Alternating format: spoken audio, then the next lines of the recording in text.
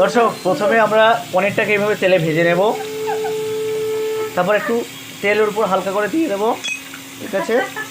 তারপর একটু হালকা মশলা দিয়ে দেবো, একটু নুন আর একটু হালকা করে হলুদ, একটু লবণ, হালকা করে একটু হলুদ দেওয়া হবে।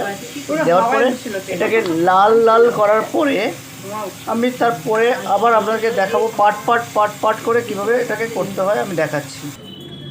টমেটোগুলোকে এইভাবে ছোট ছোট স্লাইড করে কেটে নেওয়া হবে। এইভাবে কাটার পরে ওই পনিরটার সাথে এটাকে আমরা আস্তে করে দিয়ে দেবো। কাজুটাকে একটু জলেতে ভিজিয়ে নেওয়া হলো, এইভাবে এটা একটু ছাড়বে, ছাড়ার পরে তারপর পনিরের সাথে আমরা এইভাবে দেবো। দর্শক, এই গরম তেলে আমরা এবারে তেজপাতা দেওয়া হবে,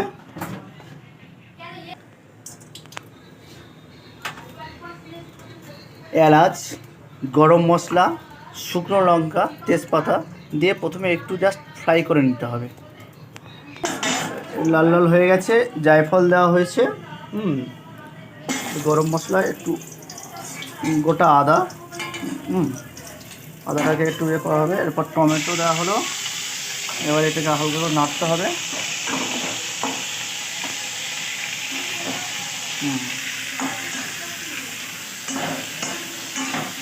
এরকমভাবে আস্তে আস্তে একটু নেড়ে নিতে হবে। এবার এটার মধ্যে আমরা কাজুটাকে দিয়ে দেওয়া হলো, এই টমেটোটাকে এরকম ফ্রাই করে আরও একটু গায়ে গায়ে হয়ে যাবে। তারপর কাজুটাকে এর মধ্যে এরকমভাবে একটু দিয়ে এরকমভাবে জাস্ট একটু নাড়াচাড়া করতে হবে, ঠিক আছে। এইবার এইগুলো আরও গায়ে গায়ে হয়ে যাবে। আমি পাট করে আপনাদেরকে সব কিছু সমস্ত জিনিসটাকে আপনাকে দেখাবো কীভাবে একটা টোটাল একটা পনিরের যে মেনুটা তৈরি হচ্ছে। এখানে গোটা আদা রয়েছে, এই দেখছেন, এই আদাটাকে আমি জাস্ট দেখাবার চেষ্টা করছি। এখানে মশলার ভাগটাকে এরকমভাবে করা হবে। কী মশলা আছে একটু বলো।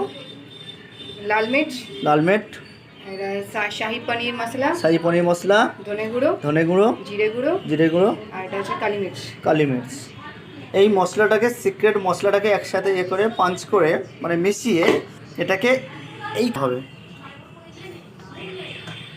এইখানে এইটাকে অনেকটা গায়ে গায়ে হয়ে গেছে। এবার এখানে এটাকে দিলে এটার টেস্টটা আরও অনেকটাই সুন্দর হবে। এখন এইভাবে আমরা পেস্ট করে নিলাম। পেস্ট করার পর টমেটো এগুলোকে পেস্ট করার পরে সেই মশলাটাকে যেটাকে আপনাকে দেখাচ্ছিলাম, সেই মশলাটাকে এখানে দিয়ে দেওয়া হলো, দিয়ে হালকা কাজু ভিজানো জলটাকে ওর মধ্যে দিয়ে দেওয়া হলো, দিয়ে আরেকবার আপনাকে এটা মিক্সারে এ করে এটাকে রেডি করবো।